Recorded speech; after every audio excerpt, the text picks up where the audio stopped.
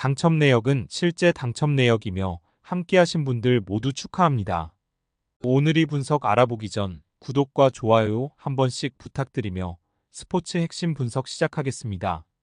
첫 번째 경기 우디네세 대 유벤투스 분석 시작해보겠습니다. 홈 우디네세는 승격팀을 상대한 주중 경기를 패했다.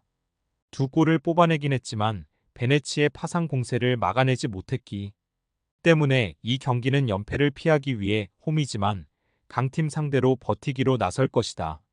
로브리치와 파에로 등 중앙 미드필더들이 수비 라인을 보호하며 상대의 공세에 대응할 것이다. 원정 유벤투스는 파르마 상대로 고전하며 승점 1점 추가에 그쳤다. 리그 개막 이후 무패를 달리는 유일한 팀이지만 승리가 4경기에 불과하기에 4위로 처져 있고 나폴리와 인테르 등이 승리를 챙기며 달아나는 상황이기에 이번 라운드 승리가 간절하다. 캄비아소와 웨아 등 측면 선수들이 공격적인 침투로 임할 것이고 블라우비치도 집중하고 나설 것이다. 유벤투스의 승리를 본다. 우디네세는 비올과 카바셀레 등이 상대 스트라이커와 피지컬적으로 싸워낼 힘이 있다. 그러나 HVA의 공격 가담이 워낙 많기에 외려 측면에서 위기에 자주 처한다. 콘세이상과 일디즈, 티모시 웨아 등이 돌파로 기회를 노릴 유벤투스가 승리할 것이다. 두 번째 경기 AC 몬차 대 AC 밀란 분석 시작해보겠습니다. 홈 몬차는 주중 원정 경기에서 아탈란타 상대로 분위기를 내주지 않았지만 승점 추가에 실패했다. 데니, 모타와 마리치 등이 나서 역습 상황에서 기회를 만들었는데 골문을 열지 못했다. 그래도 초반 극도로 부진했던 것을 감안하면 최근 흐름은 나쁘지 않고 페시나와 비앙코 등의 중원 경기력도 살아났다. 원정 밀란은 주중 홈경기에서 나폴리에 패했다. 전반 내준 두 골을 극복하지 못했는데 레인더스의 징계 공백으로 인해 중원에서 공격 가담이 떨어졌다. 그로 인해 중위권으로 떨어졌고 이번 원정에서 결과가 필요하다. 다음 주중에 챔스가 있긴 하지만 리그 순위를 끌어올리기 위해 추크웨제와 하파엘 레앙, 풀리시치가 경기 내내 공격적으로 임하며 상대 수비를 넘어서려 할 것이다. 밀란의 승리를 본다. 몬차의 최근이 나아진 건 사실이지만 데니, 모타를 제외하면 확실하게 해결할 선수가 없다. 포파나의 보호 아래 티아우와 토모리가 중심을 잡을 원정팀 수비를 넘기 어렵다. 모라타가 기대만큼 해주진 못하지만 풀리시치와 오카포, 추크웨제 등이 위협적인 움직임을 가져가는 밀란이 승리할 것이다. 세 번째 경기 비아레알 대 라요 바에카노 분석 시작해보겠습니다. 홈 비아레알은 지난 라운드에서 바야돌리드를 잡으며 리그 3위로 올라섰다. 아틀레티코가 베티스의 일격을 당했고 레알도 엘클라시코를 패했기에 2위에 승점 3점 차로 따라붙기도 했다. 장신 스트라이커인 베리의 선제골 이후 페널티킥 동점골을 내줬지만 리그 득점왕을 노리는 페레즈가 부상에서 돌아와 결승골을 넣었다. 유럽 대항전에 가지 못한 이번 시즌 원활한 선수 수급에 실패했지만 남은 선수들이 좋은 시너지를 내며 성적을 내고 있다. 원정 라요는 알라베스 원정에서 승리하며 순위를 끌어올렸다. 팀 수비의 리더인 센터백 압둘 무민이 퇴장당한 불리한 상황에서도 상대의 자책골을 유도하며 원하는 승점 3점을 따냈다. 그리고 이번 원정을 통해 연승에 도전하는데 상대가 워낙 페이스가 좋기에 무리하게 공격적으로 나서기보다는 수비 위주로 임하며 역습으로 기회를 볼 것이다. 비아레알의 승리를 본다. 라요는 르젠이 버티는 최종 수비가 꽤나 안정적인 팀이다. 그러나 개막 이후 계속 주전 센터백으로 풀타임을 소화하던 무민의 공백이 있다. 베리의 공중볼 장악은 물론 아유세 페레즈와 페페가 공격을 주도할 비아레알 상대로 원정에서 고전할 것으로 보인다. 네 번째 경기 발렌시아 대 레알 마드리드 분석 시작해보겠습니다. 홈 발렌시아는 승리가 간절했던 헤타페 원정에서도 가까스로 승점 1점 추가에 그쳤다. 바레네치아의 골이 나오긴 했지만 경기 내내 상대에 압도당했다. 카드만 7개를 받을 정도로 거친 수비를 했기에 그나마 승점을 따내고 홈경기에 나선다. 그러나 독이 오를 대로 오른 레알을 상대하는 일정이기에 부담이 크다. 홈이지만 수비적으로 임할 것이다. 원정 레알은 홈에서 펼쳐진 엘클라시코에서 바르샤에 충격적인 패배를 당했다.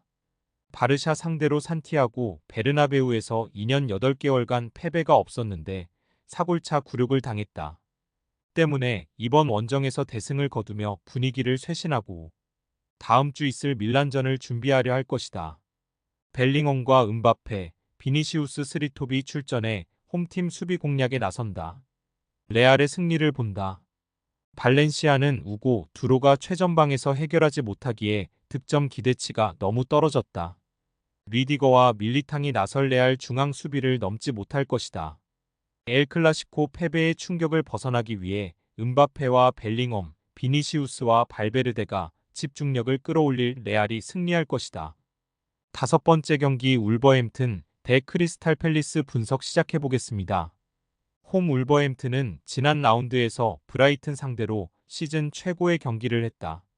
상대가 워낙 좋은 시즌 스타트를 했고 원정이었기에 고전이 예상됐는데 아이트 누리와 쿠냐의 골로 패하지 않았다. 백포로 나선 경기의 경기력이 좋지 않았기에 백스리로 전환한 것이 성공적이었고 수비 부담을 덜어낸 세메두와 아이트 누리가 활발하게 측면을 돌파했고 도일이 중원에서 몸을 던지는 플레이로 경기의 주도권을 내주지 않았다. 팰리스는 토트넘을 잡고 시즌 첫 승을 신고했다.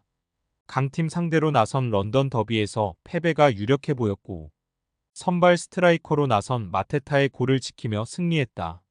그러나 여전히 강등권 언저리에 머물러 있고 승점 추가가 간절한 상황이다. 최하위권 원정에서 사르와 마테타가 공격적으로 임하며 승리를 노릴 것이다. 울버햄튼의 승리를 본다. 팰리스는 주중에 휴식을 취한 울버햄튼과 달리 원정에서 빌라 상대로 리그컵 16강에서 전력을 다했다. 쉴룩과 클라인, 워튼 등 로테이션 자원이 다소 약하기에 체력적 부담을 느낄 수 있다. 쿠냐와 사라비아, 라르센 등 서로 다른 개성의 공격수들이 상대의 수비를 경기 내내 공략할 홈팀이 시즌 첫 승을 신고할 것이다. 여섯 번째 경기 도르트문트 대 라이프치히 분석 시작해보겠습니다. 홈 도르트문트는 지난 라운드에서 아우크스부르크에 패했다. 도니엘 말렌의 골이 나오긴 했지만 역전골을 허용했고 교체로 들어온 카바르의 퇴장도 있었고 챔스 출발이 좋았지만 지난 시즌 우승을 가져간 레알에 대패한 이후 팀이 다소 주춤하고 있다. 그러나 지난 원정에는 그로스와 엠레찬 등이 교체로 들어오는 등 로테이션을 가동한 점도 있었다. 원정 라이프치히는 치열한 선두 경쟁을 하고 있다. 미넨과 같은 승점이지만 골득실에서 밀린 리그 2위다. 챔스에서는 부진한 출발로 16강 진출을 기대하기 어렵지만 리그에서는 충분히 우승을 노릴 만하다. 벨기에와 네덜란드를 대표하는 오펜다와 사비 시몬스의 막강 공격진 외에도 누사와 바움가르트너 등 뒤를 받쳐줄 선수들도 충분하다. 접전을 본다. 라이프치히는 원정에서도 안정적인 경기력으로 무패를 달리고 있다. 그러나 공격적으로 나서는 홈에 비해 다소 소극적인 운영인 건 맞다. 이 경기는 라이벌인 도르트문트를 만나기에 캄플과 하이다라 등이 더 수비에 치중하며 홈팀의 공세를 막아낼 것이다. 라이프치히가 난적 상대로 원정 승점 1점을 따낼 수 있다. 스포츠 당첨에 제일 중요한 건 조합입니다.